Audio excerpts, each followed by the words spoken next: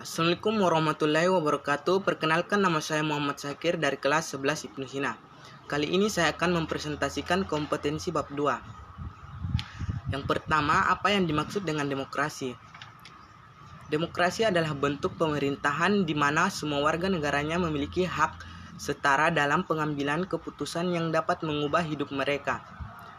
Demokrasi mengizinkan warga negara berpartisipasi baik secara langsung atau memilih atau melalui perwakilan dalam perumusan, pengembangan dan pembuatan hukum.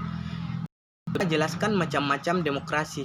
Yang pertama, demokrasi parlementer tahun 1945 sampai 1959. Demokrasi parlementer yang menonjolkan peranan parlementer serta partai-partai, akibatnya persatuan yang digalang selama perjuangan melawan musuh bersama menjadi kendor dan tidak dapat dibina menjadi kekuatan konstruktif sesudah kemerdekaan.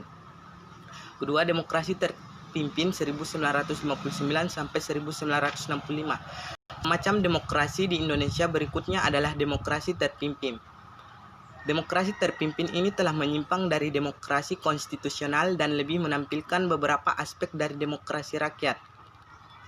Masa ini kuat ditandai dengan dominasi presiden, terbatasnya peran partai politik, perkembangan pengaruh komunis dan peran ABRI sebagai unsur sosial politik semakin meluas. Yang ketiga, demokrasi Pancasila era Orde Baru tahun 1966 sampai 1998. Demokrasi Pancasila merupakan demokrasi konstitusional yang menonjolkan sistem presidensial landasan formal. Periode ini adalah Pancasila, Undang-Undang Dasar 1945 dan TAP MPRS atau MPR dalam rangka meluruskan penyelewengan terhadap Undang-Undang Dasar 1945 yang terjadi pada masa demokrasi terpimpin. Demokrasi Pancasila era reformasi 1999 sampai sekarang. Setelah Orde Baru berakhir, Indonesia mulai memasuki era reformasi di mana pemerintahan Habibie mulai menjalankan demokrasi dengan menyuburkan kembali alam demokrasi di Indonesia dengan jalan kebebasan pers dan kebebasan berbicara. 3. Jelaskan Soko Guru Demokrasi Nasional.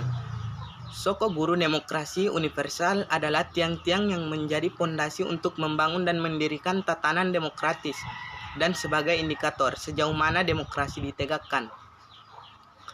4. Jelaskan bahwa nilai demokrasi Pancasila lebih unggul jika dibandingkan dengan demokrasi lainnya. Demokrasi Pancasila mempunyai nilai lebih daripada demokrasi di negara lainnya, sebab mengandung nilai-nilai moral yang sumbernya dari Pancasila, yakni persamaan bagi semua rakyat Indonesia. Pelaksanaan kebebasan yang dipertanggungjawabkan secara moral kepada Tuhan Yang Maha Esa, diri sendiri, serta orang lain. 5. Buktikan bahwa negara Indonesia adalah negara demokratis, baik secara normatif maupun empirik. Secara normatif, asas demokratis pada Indonesia dapat dibuktikan melalui manifestasi yang tertera di Pancasila dan bentuk-bentuk formal seperti pemilu langsung. Sedangkan secara empiris membuktikan bahwa Indonesia merupakan negara demokratis dapat dilakukan dengan mengurai sejarah keberlangsungan politik praktis negara ini. 6. Kemukakan prinsip-prinsip yang perlu dilaksanakan untuk mewujudkan kehidupan yang demokratis. Prinsip-prinsip yang perlu dilaksanakan untuk mewujudkan kehidupan yang demokratis. Pertama, negara berdasarkan konstitusi.